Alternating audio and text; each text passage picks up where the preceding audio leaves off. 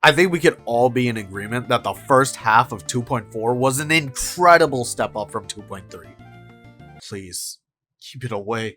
Septimont is absolutely breathtaking. Maybe a little too literally for some people's devices. If you haven't video, roll back to December drivers. It fixed everything for me. The design of Septimont is so starkly different from both Ragunna and Huanglong, and it's genuinely fun to explore every inch of this place, from the heart of Septimont's bustling cities, to the menacing and harrowing dark tide infected areas, and to this dragon graveyard. Absolutely incredible. The first time I saw these on the map, I just had to go there and see it myself. The enemies are dope, both having cool designs and being relevant to the lore. And you know what? F this guy. He's cool. I'm glad we have an actually challenging enemy in the overworld, but f this guy. Can't wait to see him in TOA. The fact that we have these sick ass gladiator fights outside the arena where they send their Pokemon out, such a nice detail. And they give these nice little boxes, so good looks, Kuro. They know how to immerse you while rewarding you for their efforts. Now that's a company. The events are pretty fun. I'm not too big on the card game TFT. I think it's cool and has potential, but in its current state, it's not that interactive. At least, not interactive enough for me. As a Yu-Gi-Oh fan, the coolest aspect is being able to, theoretically, have a point of interaction at any moment. That being said, two separate things, they aren't one-to-one. Honestly, if anything, this is more like Hearthstone than anything else. And this is still a good time, and I'd love to see this return and improved upon. Virtual Crisis is great, and we got an ample number of rewards for the newest addition to the roster, Cartethia. She's super cool, very fun, pretty balanced, all things considered, and yeah, just great stuff all around. I'll go more in depth after I've completed the second half of 2.4 and come out with a more in-depth review, but today I want to focus more so on the story, or rather, the ending of the story. Because who would have thought, the story is something I actually care about. Now before we go any further, let me clarify something. Yes, I did say that in this video, I prefer gameplay over story. That being said, if the game offers a story, I'd still want the story to be good. So I'm still going to pay attention and criticize it accordingly. But if the story is slop and shows no sign of improvement, then I'll use that really cool thing called a skip button and enjoy the rest of the game. Now that that's cleared up, let's talk about 2.4's story. I'm gonna be real, 2.4 has to be one of the best stories WuWa has delivered. It's definitely contending for the #1 spot that's crowned by 2.2, but 2.4 definitely surpasses 2.2 in certain aspects while excelling on its own merit. For one, there's not a single moment during 2.4 that doesn't capture your attention. And yes, that includes NPC dialogue, and that's also including optional dialogue with side NPCs. The first thing my chat pointed out was that some NPCs not only give important lore, but also gives achievements and rewards. Smart move, Kuro. Pavlov your audience of button mashers to explore and learn the world. Only issue is that this will probably become an expected standard, and if they don't keep giving us rewards and achievements for talking to people, we're gonna get a whole wave of Kuro doesn't care about their players and all that shit. Whatever, who cares? Jokes aside, the story does a very good job at keeping you engaged, which is especially important because we're in a whole new area. And it's not a small area either. Septimont is massive, way bigger than Black Shores was, and more memorable in my opinion.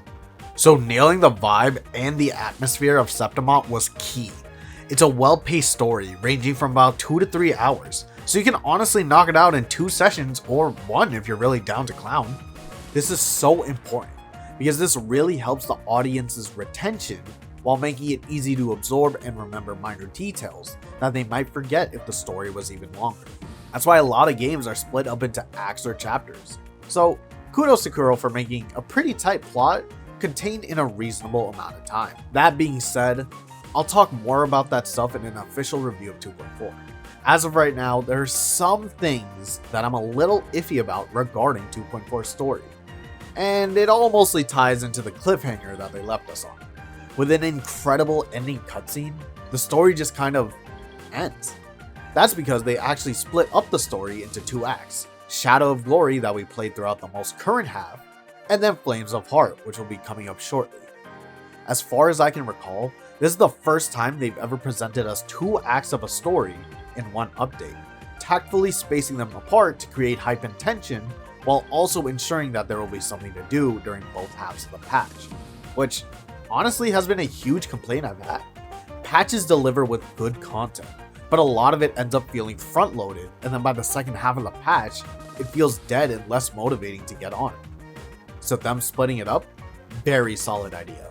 But we also need to be aware that cliffhangers can be a dangerous thing to work with. While effective in generating hype, you need to be able to deliver on that hype, or else it ends up feeling like not only a waste of time, but can actually anger the fanbase in return. An example that comes to mind, spoilers for My Hero Academia, skip to whatever time I put up here, smiles, is this panel from My Hero Academia, where Deku straight up loses his fucking arms in the final battle. This had people going crazy. How is he going to fight the literal strongest villain in the entire series? Oh, he just gets them back next week. Yeah, people weren't too happy with this one. While the reason made sense, at least give us some chapters with him struggling to fight without them. You already left us with that cool ass image. Or it can be even worse, where if they don't deliver on the next part, it can make the previous part seem worse. I love Across the Spider-Verse. I genuinely think that this movie is better, in my opinion, than the first. That being said, the first one is legendary and will always be more iconic. I watched this movie like 8 times within the first week of its release, and when I took my friends to watch it with me, they all wanted to jump me because of the cliffhanger. And that's because the movie is incomplete, because it once again ends on a cliffhanger. It doesn't have a resolution as of right now, much like the first half of Septimont.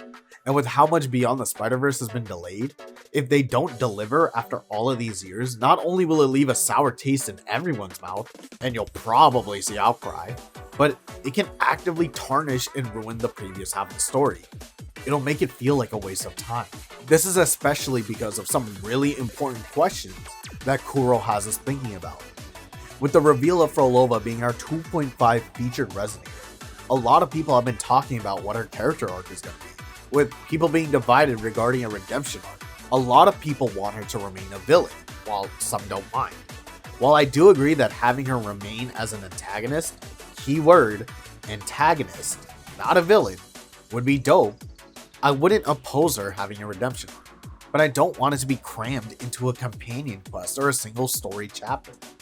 One of my biggest complaints regarding 2.2 is that I feel like the quote-unquote death of Cartethia would have hit harder if we spent a little more time with her before 2.2, like having her as a companion during 2.1. While 2.2 is still one of, if not the best stories they've delivered, that extra little buildup could have went a long way. My point is, I don't mind redemption if they plant the seeds early, which they kind of did with this line right here. So hopefully, that's something that'll be developed slowly, and we get a resolution to it after her release, not during. Because I still think playing as an antagonist would be cool. And Kuro has done it before, like in PGR with Omniframes, who are typically the morally gray characters. Another glaring question is what the fuck is real and what is not real. Throughout the story, you realize things that aren't adding up and making much sense. With that beginning cutscene of Cartethia facing off against Lupa/Maya. But then when you question Lupa about if she's met Cartethia, she says she doesn't know. And then we cut to another moment where Cartethia is clearly talking to Lupa, but Septimont is looking pretty gigafucked, while you're literally flying around playing Yu-Gi-Oh! With the Septimontians. This finally comes to a head when you realize there are currently 2 realms, and we're not fully sure which one is the real one. The one where Cartethia is battling against the TDs and fending off the Dark Tide, or the one where you're with Lupa participating in the Great Aegon. It's a really trippy concept that is cool, but I do wish they hinted towards it a little more throughout the story. Like this glitchy moment where Lupa is walking towards you, but she's distorting between herself and Maya. Some more subtle moments or showings on inconsistencies would have been cool and really built upon this mystery-like plot they're creating. Especially when Rover himself is debating on how to handle this, but then doesn't really do anything. He talked about how he can make more drastic actions in case he's in the fake realm, but can't risk actually killing Lupa, because if he's in the real realm, it's an action that he can never take back. Sorta, kinda, even though he's literally known for going back and redoing shit ReZero style. But whatever. But we never really see him take these drastic measures, which could have been cool to see because they included these whole branching path system, which they built upon from Chacona's story. Maybe we'll see more of it in the second half, but I do think it could have been utilized a little more current. And then, if it happens to be that Cartethia is in the real realm, then what are we going to do about that? Where's Augusta and Iuno? Smiles. Are all the Septimontians just dead? Is this maybe like an infinite Tsukuyomi moment when Cartethia or we win, everything goes back to normal? But if that's the case, it'll feel a little tired considering that concept has been done before numerous times. Famously Naruto, and even during the Pinakoni arc of Star Rail. But also the idea of someone dying feels a little impossible since our run is supposed to be the no-death glitchless speed run. Unless Kuro feels like being spicy with her story, then I'm all in. There's a lot going on in this story, which is very exciting. But that also means they have to deliver on it in a way that is both satisfying and makes sense, which only gets harder with the more questions there are to answer. Now, I'm not saying this because I think Kuro is gonna fuck up. Kuro has made staggering amounts of improvements in their story writing and storytelling since 1.1, and I'm confident that Kuro has something exciting in store for us.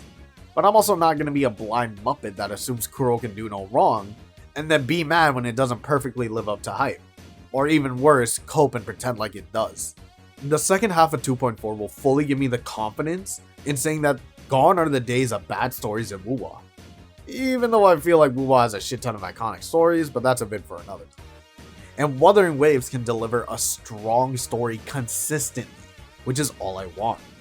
But yeah, those are just some of my thoughts on the story currently, and I wonder what you guys think of the story so far, and what do you want to see? Or what don't you want to see? Are you worried about the second half, or are you just chilling out and waiting to see what happens? Or do you just not care and just want to play Lupa? Let me know in the comments down below. Make sure to hit that like button, subscribe, and follow me on my socials. I'm on Twitch, I'm on Twitter, and I have a Discord. So, yeah. Also, Lupa's #1 card is going to get benched as soon as we get Lupa. Okay, bye!